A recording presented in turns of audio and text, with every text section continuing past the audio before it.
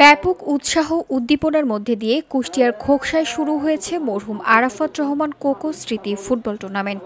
বুধবার বিকেলে জানিপুর কমলাপুর যুব সংঘের আয়োজনে উদ্বোধনী খেলায় ক্রীড়া নৈপুণ্য প্রদর্শন করেন কুমারখালী ও কালুখালী স্পোর্টিং ক্লাব ফুটবল একাদশ।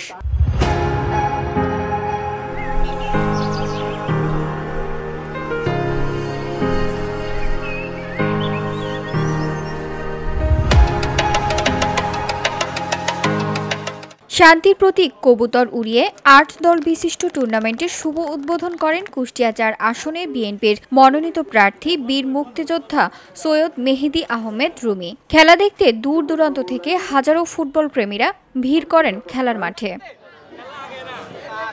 খোকসা পৌর যুব বিএনপির যুগ্ম আহ্বায়ক মোহাম্মদ রিপন হোসেনের সভাপতিত্বে প্রধান অতিথি হিসেবে উপস্থিত ছিলেন কুষ্টিয়া ৪ আসনের বিএনপির মনোনীত প্রার্থী সৈয়দ মেহেদী আহমেদ রুমি। তিনি বলেন, খেলার মান উন্নয়নে খোকসায় মিনি আধুনিক স্টেডিয়াম নির্মাণ করার পাশাপাশি কুষ্টিয়া শহীদ আবরার ফাহাদ স্টেডিয়ামকে আন্তর্জাতিক মানের নির্মাণ করা হবে।